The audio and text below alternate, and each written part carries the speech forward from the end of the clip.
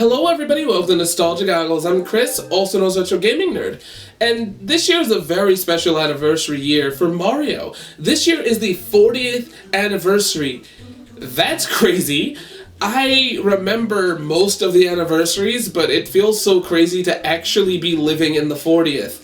For something that's been around for so long, but also so short of a time, it just feels crazy. But more importantly, I absolutely love celebrating these kind of anniversaries. I love going through Mario's anniversaries. I love seeing what kind of stuff they release, and I'm just a person that, if you can't tell, really does enjoy merchandise. Hello. So, when it gets right down to it, I was kind of wondering how much was there, when did it start, and just which ones are really worth it, and how much the video game side of it is. So, with that being said, why don't we run down the anniversaries of Mario? Super Mario, that is. We'll get into that throughout the video, but let's begin. Hey everybody, before we begin this video, I wanted to bring up something that I feel like is necessary. I wanted to speak about my sources and the sources that I used. This video was going to happen regardless. I was probably going to mainly use YouTube videos and search backwards through that to find out these anniversaries. But this probably would have been a way different video if it hadn't been for the Nintendo Wiki and the Super Mario Wiki. I understand that wikis are kind of seen as whatever, but like, I definitely think that they were super useful. They put me in the right direction and allowed me to use them as a source, and without them this video wouldn't be made. So I'd like to thank the people that are running that, and also the people that take pictures, and the people that keep track of these things outside of the wiki. A lot of these pictures and videos that I use are definitely from the internet, especially stuff that I don't have. So definitely thank you very much for that. I like to tell my sources, and that's why I did this. With that being said, let's get right into the video. Starting off with what you would think would be the first major anniversary, the 10th. While the 10th anniversary would be a big deal for most companies, Mario's 10th was in 1995. Nintendo would have been busy with the Virtual Boy and preparing for the release of the Ultra 64, also known as the Nintendo 64. Nintendo really wouldn't have the time to acknowledge Mario's 10th anniversary, although it probably would have been mentioned in publications like Nintendo Power or Famitsu. With that being said, the reason why I leave it there is because I do not have the time to comb through every Nintendo Power or Famitsu article, and even if I did, I just can't translate. There's so many things that come up about this one, and they're not the only publication either that probably would have acknowledged Mario's 10th anniversary, and I feel like I said, there is something, but it's just not as simple to find. With that being said,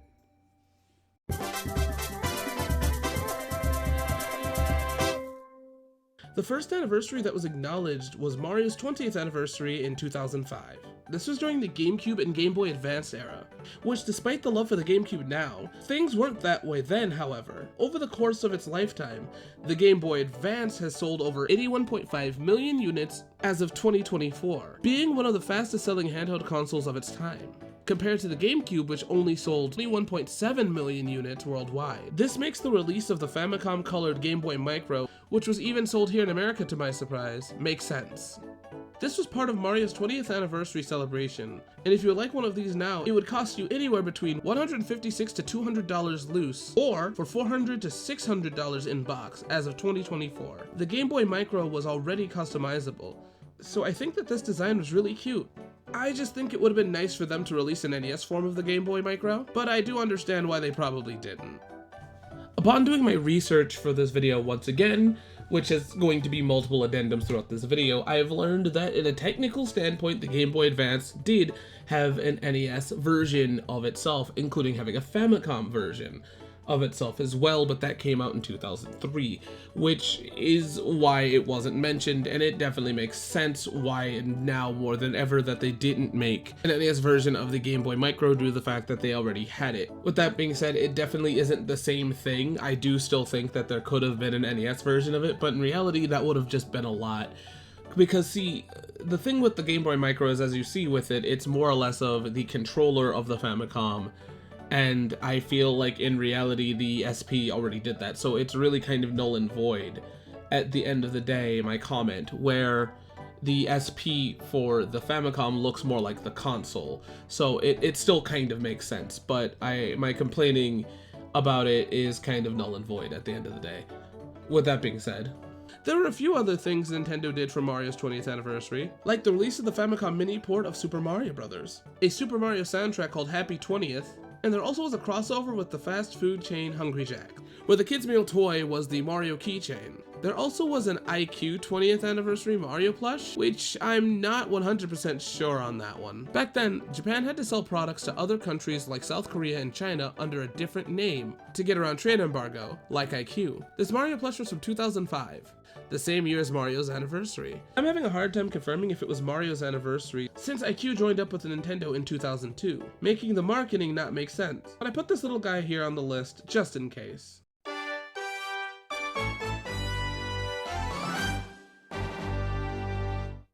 The 25th anniversary was a little bit more notable in my opinion. Nintendo was in a better place at the time with the Wii being a success, so they did much more.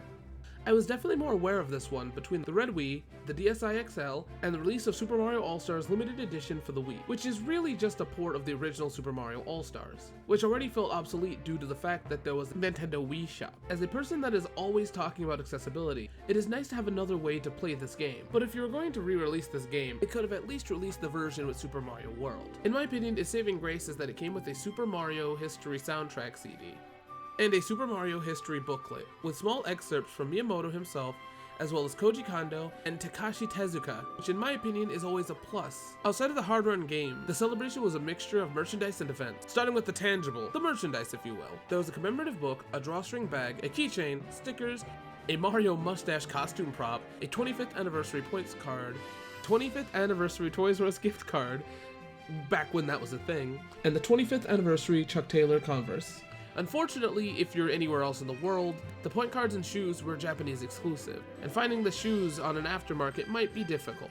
There were also Club Nintendo rewards, but most of these were rebranded items and left over from other promotions. And also somewhere down the line, there was also playing cards for the 25th anniversary, which gets used throughout the rest of the years. It seems to get re-released each anniversary, but the 25th is where it kind of started. Now as for the events, Nintendo Week and Nintendo Channel on the Wii had videos commemorating the anniversary, mostly dealing with interviews and unboxings. They also released the Mario drawing song with a Flipnote video, but we'll talk more about the song in another time. They also had a Flipnote contest asking people to make Super Mario Flipnotes. There was also a live event at the Nintendo World Store with Miyamoto and Reggie Fils-Aimé, complete with a Super Mario themed cake that was cut by Miyamoto. So going back to the video game and video game merchandise, which is kind of the whole point of this video, let's start with the Wii.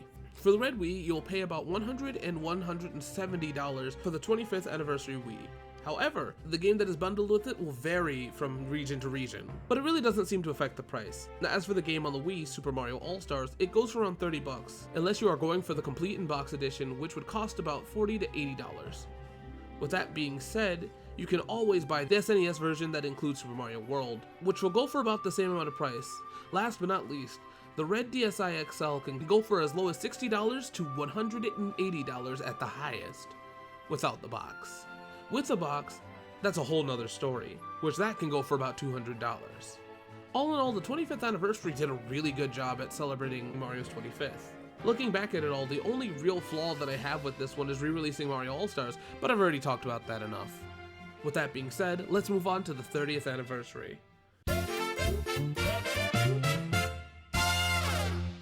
Mario's 30th anniversary didn't have a lot when it came to merchandise, but it definitely had more of a presence in the culture, especially for the time it came out, back in 2015, when the Wii U wasn't doing so good. Their big gaming event was the release of Mario Maker for the Wii U, and the 8-bit Mario Amiibo. With that being said, since there was so little in the department of gaming, I'm just gonna get the accessibility out of the way. Super Mario Maker is kind of a dead game, and it can't be enjoyed in the same way that it used to be, due to the fact that Nintendo shut down the Nintendo Wii U Online not that long ago. I do believe that there are two versions of this game, one with a booklet and one without. Both sets aren't really that expensive, going for $8 to $30, which, yeah, seems like a lot, but most of them go for a lot cheaper than you think. But where it gets really expensive is the Wii U bundle set. You could get a Japanese one that comes with an amiibo, that'll set you back about $200, but an American version is even worse, in some cases going to $300, but in others going for $1,000. In reality, you're mostly paying for the amiibo in the box. The 8-bit Mario amiibo came in two different colors, the classic and the modern. Either one will set you back $20 to $30 at this time of recording, which interestingly enough, you can find them separately from the Wii U, which I think would be the advised way to get it, But if you want the Wii U with the amiibo, go off if you can find one. There's not really much I can say, I guess. But if you do want it with the Wii U, I can completely understand. It is kind of an expensive endeavor, mind you. Most likely, though, you're looking for the amiibo. Moving away from the Wii U and onto the 3DS, there are also new faceplates for the new 3DS, exclusively released in Japan. These can go anywhere between $30 to $200, which is a lot for faceplates, and it's also a lot in general, especially for me as an American, because we didn't get that one here. We got the XL version. So if you manage to get your hands on it, I think that that's a kind of expensive endeavor already, especially due to the fact that that console is expensive now anyways. Oh, there definitely were 30th anniversary faceplates. There was also a DS to come along with them that was a Mario Maker style 3DS, which makes sense. This new 3DS is where the faceplates came from, and I feel like the faceplates were made so that, like, if you don't have it and you want your DS to look like it, you can have it.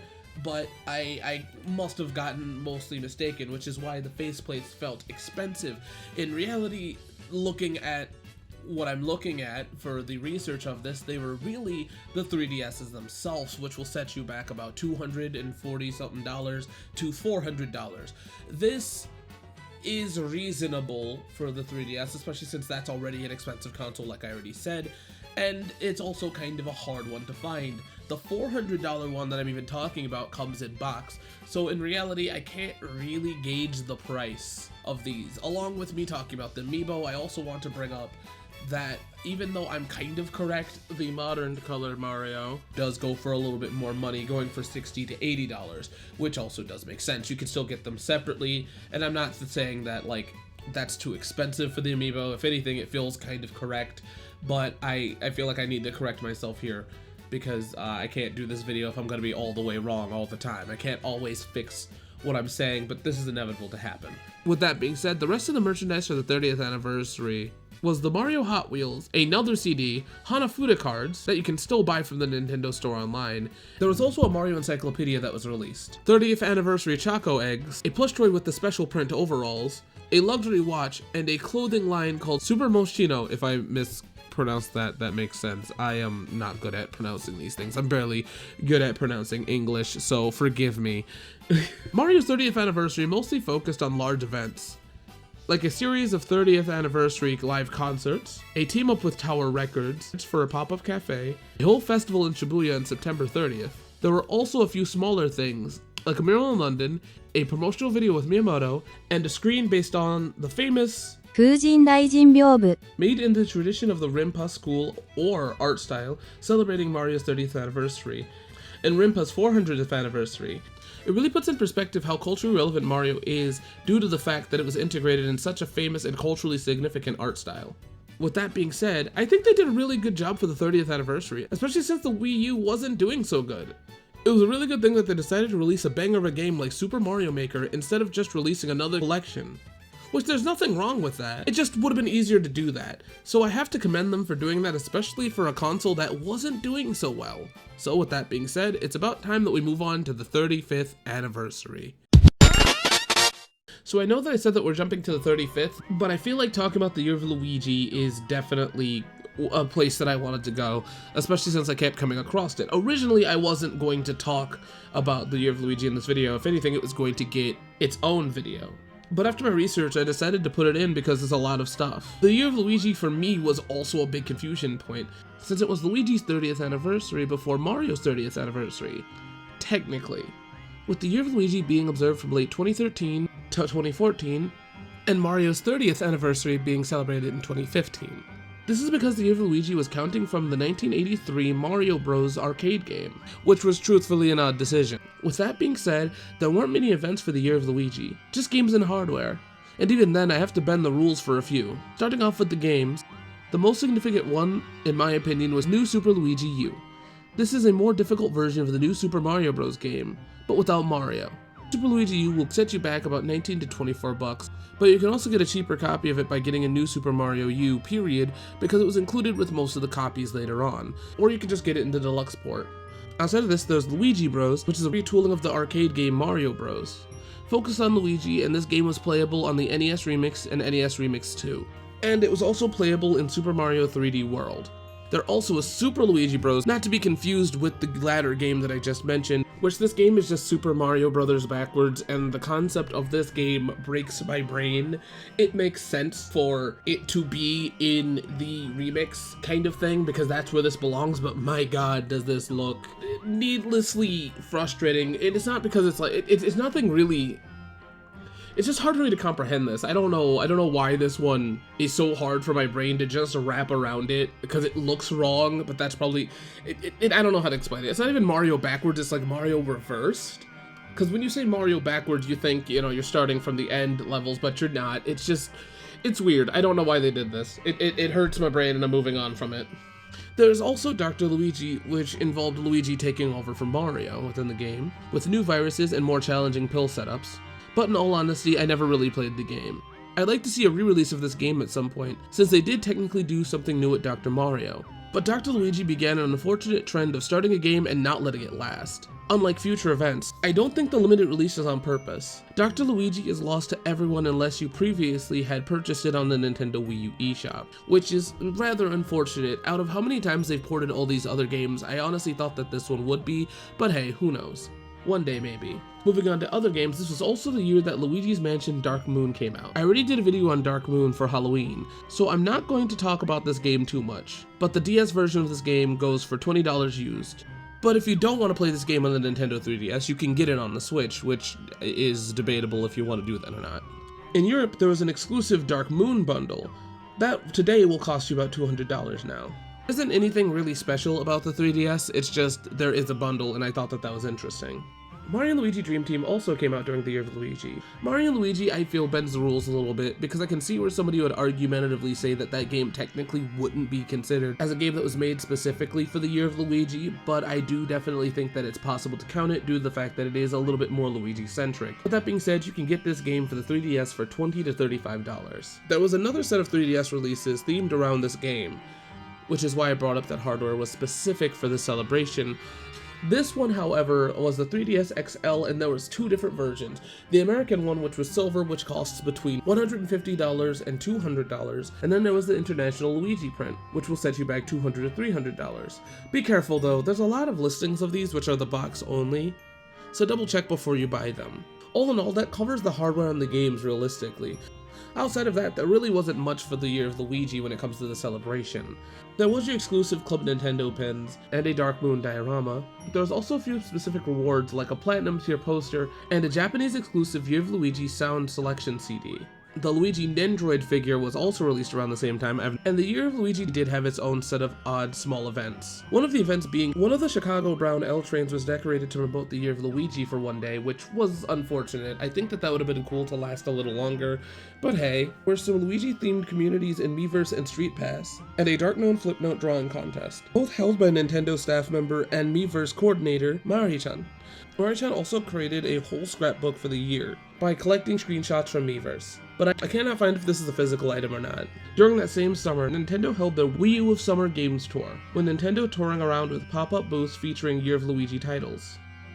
Nintendo of America also put out the video Finding Luigi, The Legend of Parkour, a weird parkour-themed promo for new Luigi U, featuring a lot of YouTubers of the time. I remember watching this video, it felt very, surreal at the time, and also it feels like a very, unlocked memory when I rewatched it for this video. It's weird to go back to that time of YouTube, but hey, you know, it's interesting. And last but not least, because I feel like this is something that is definitely notable to me, Nintendo released a Harlem Shake video featuring Luigi, and that just feels so, that feels so of the time that it hurts. I have nothing against it, it was what everyone was doing, but wow, that just felt crazy. With all that being said, the Year of Luigi was a hard segment to put together because there was a lot of varying information, and some of it could be absolutely wrong, which sucks, but I guess that's what happens with a year that just kind of was as confusing as this one, and also such a kind of flash in the pan one. All in all, the Year of Luigi was interesting, but definitely confusing. And I can definitely see why they never really came back to this one. Year of Luigi could obviously cause confusion because they decided to celebrate the Mario arcade game instead of Super Mario, which I think if they decided to choose one or the other, which they clearly have, because Year of Mario has stuck around, which means that they decided to go for Super, which makes sense. But I feel like they should have decided one or the other at the end of the day. And the Year of Luigi was cute, but I definitely see why they just didn't bring it back. With that being said, let's actually move on, I promise you, to the 35th anniversary. Mario's 35th anniversary was wild. It was 2020. We were mostly locked up inside, and we were Nintendo's captive audience. This was the anniversary that I was most aware of. Merchandising for this anniversary was wild and extremely varied. So bear with me if I miss something, because that's most likely gonna happen. There was a lot of Mario games that came out that year, only counting games that were officially touted as being part of the 35th anniversary, such as Mario 3D All-Stars, Mario 35, Mario Kart Live Home Circuit, and the return of the Game & Watch, which the Game & Watch had the classic Super Mario 2 The Lost Levels, and also a classic Game & Watch game, which was Ball. The Game & Watch also had a secret song, which was the 20th anniversary Mario song that we've talked about briefly, and I think that that's very interesting. While all this stuff is really cool, it is harder to get. Most of these games had a limited release, even though technically everything in life is a limited release. This one specifically was used by Nintendo to create false scarcity. And you can't even get some of these titles on the eShop anymore, so... With that being said, let's get into the prices. Specifically, let's get into the big one, Super Mario 3D All-Stars. Super Mario 3D All-Stars was the most notorious of the limited releases. As of this recording, it goes for an average of between $80 to $150, and with the 40th anniversary coming up, it can only go up from that point. Super Mario 3D All-Stars is a collection of Super Mario 64, Super Mario Sunshine, and Super Mario Galaxy, with the omission of Super Mario Galaxy 2 for some reason. With the 40th anniversary upon us, they might pull a 3D All-Stars Plus, and if they do that, I'll be very mad. All the 3D All-Stars is really just the collection of those 3 games and their respective soundtracks, which is really cool, but I don't see the point of it. It's not like the games come with a CD like the previous anniversaries, and the soundtrack is just on the cartridge. All in all, I think Mario 3D All-Stars is worth it because it allows you to access games like 64, Galaxy, and Sunshine, if you can get your hands on it for a reasonable price. But that being said, definitely do see the frustration of not being able to have this game today. And also with the omission of Galaxy 2, it does feel not 100% complete. But with that being said, let's move on to Mario 35. Mario 35 is no longer playable. It was a free game that took the Tetris 99 approach, of where you play against 35 other players in Super Mario to see who gets the furthest. It was a little bit more than that at the end of the day, but in reality it just doesn't matter because the game is dead. I do wish that it would come back, and I do wish that it stayed because it was a super fun game, but once again, with the 40th upon us, I definitely get why they didn't do this. But like with Super Mario 3D All-Stars, if they release Mario 40 and it's the same game just with more players, yeah, that'd be a little upsetting, and I think that they shouldn't do that, but I don't know. With that being said, moving on to the next one, I completely skipped Mario Kart Live Home Circuit. It was an AR game where you can set up courses and you can race with an RC go-kart with Mario or Luigi around your house and race against in-game characters. But at the time it was released, it was a little too expensive for me. It seems pretty cool, and I'll probably get it for collecting's sake, but I never really had the space or the extra money for these, especially since these go for $50 to $200 on eBay. Until I get my hands on it and play it myself, I really don't feel like I can openly talk much about it. But I do feel like you would have a better time with an RC Mario Kart toy that goes for about $50, or just playing Mario Kart 8, or whatever comes, as an option instead of this. Once again, I think it's a really cool idea, and I think the technology is there, but I just don't know if that's really worth it all in all. Well, the Game & Watch is something I already do have, and I did already explain it within this video. While it's really cute to see the return of the Game & Watch, I feel that it's more of an item for collectors.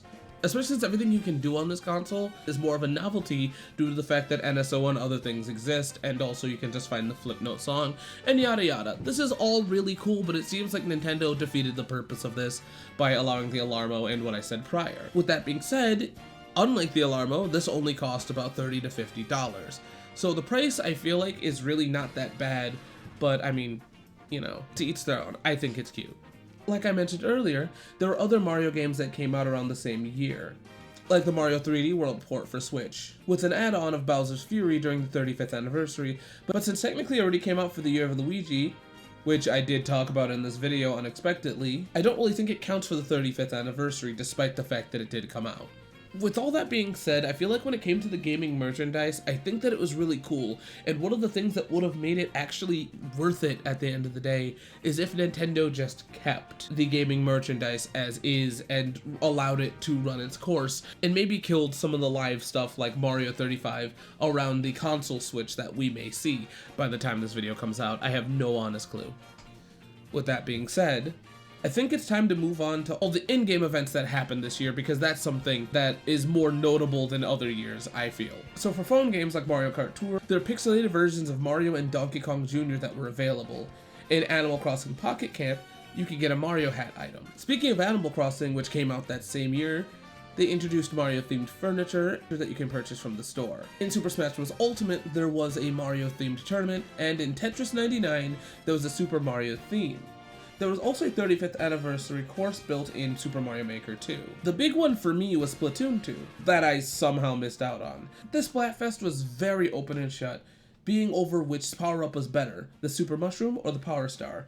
I feel like the Fire Flower or any other power-up would have made better sense, which is probably why I skipped on this one. My contrarian ass still bought a Star shirt. What can I say, the Star is aesthetic. Even though we all knew the Mushroom was going to win, let's be real here, the Mushroom is way more versatile. Yes, the Superstar makes you invincible, but the Mushroom itself allows you to get another hit. But this isn't really the place for me to talk about it. You can fight me in the comment below. When it comes down to all the in-game stuff, I think all of it was pretty cool. And like I said before, the only real issue that I have with this one is how limited it was. And like I said before, I definitely do not think that limited stuff is an issue. But when it comes to being able to purchase and get things, I definitely do see where this is a problem, especially when Super Mario 3D All-Stars has a physical game. I think that with that being said, it does definitely suck, but things like Mario 35 is definitely going to go down to the wayside at some point. But I do really wish that 3D All-Stars had a better alternative. Yes, you can get it secondhand, and probably can still get it at stores today, because it's not like Nintendo physically went in and did this, but unfortunately the Nintendo Switch was the console where Nintendo decided to do more limited crap. Yeah, I'm still mad about Fire Emblem. I'm never not going to be mad about Fire Emblem. Any chance that you hear me talk about limited stuff and my anger exists, it's going to be because of Fire Emblem. And if you don't know what I'm talking about, I'm not going to go into it. There's going to be a probable video about it. Anytime I talk about Shadow Dragon from this point on, there's going to be a little bit of malice within it.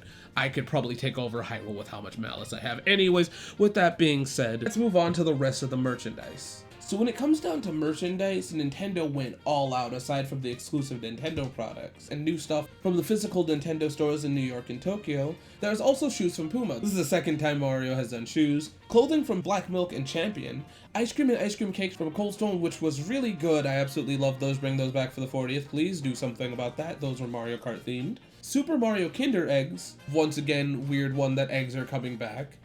Doofenshmirtz quote. And exclusive food in Japan at 7-Eleven.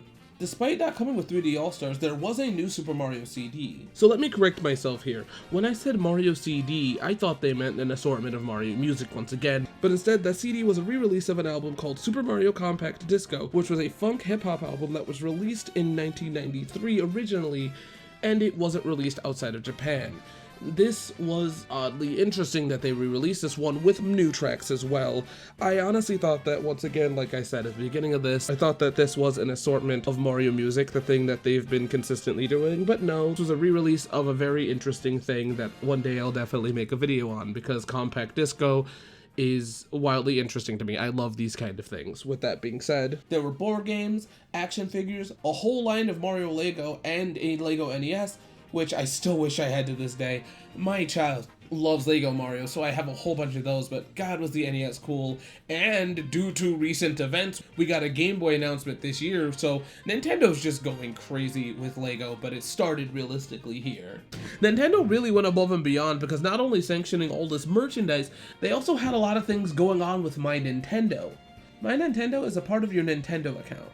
If you're wondering what My Nintendo is a part of a loyalty program where you can earn silver and gold coins by logging in, doing missions, and redeeming coins from games that you purchase. These silver and gold coins can be redeemed as physical items or to enter sweepstakes. And for Mario's 35th anniversary, there are several sweepstakes and missions that you could do based around the franchise, as well as pins and stickers that you can get. In Europe, they had prize days. We could win different prizes every day, starting at November 17th and going until December 21st. And finally, to kind of round this all off, I'm here to talk about the live events that technically happened, or stuff outside of merchandise. Like the singer-songwriter Gen Hashiro featuring their new song in the Mario 35th anniversary video, and the 2020 Game Awards had a Mario medley performed by the London Philharmonic Orchestra, not to mention a lot of little things that Nintendo did. They did a lot this year, I can't stress it enough. So was Mario's 35th anniversary worth it altogether? Argumentatively, yeah. The celebration of Mario's 35th anniversary was a great thing, and I think what most video game fans would hope for when it comes to celebrating a franchise like Mario. This is something that as a Zelda fan, a Metroid fan, and every other gaming fan would want. This is really cool.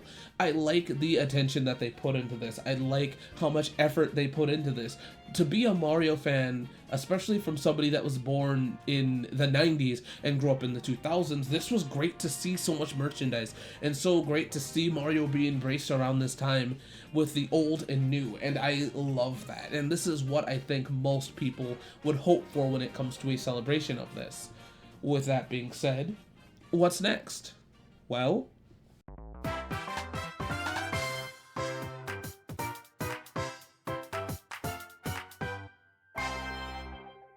with all that being said, I definitely can't wait to see what the 40th brings. Obviously, with me recording this video so early, I really don't know what's going to happen, nor do I even know what the logo looks like due to the fact that Nintendo normally celebrates it around September. So I honestly will not know what the 40th brings, but I'm definitely excited. With that being said, though, what is your favorite anniversary? Or what is your favorite celebration? Or did you even participate in any of them? I kind of mainly participated in the 30th to the 35th, because that's when I kind of had more opportunity to use my own money, because that was around the time I had my own money. But I think that those were also great. But what do you have to say? What do you think? How do you enjoy this stuff? Do you even enjoy Mario? Well, I'm going to be doing more Mario videos throughout the year, so we'll see you guys next time here on Nostalgia Goggles. Bye!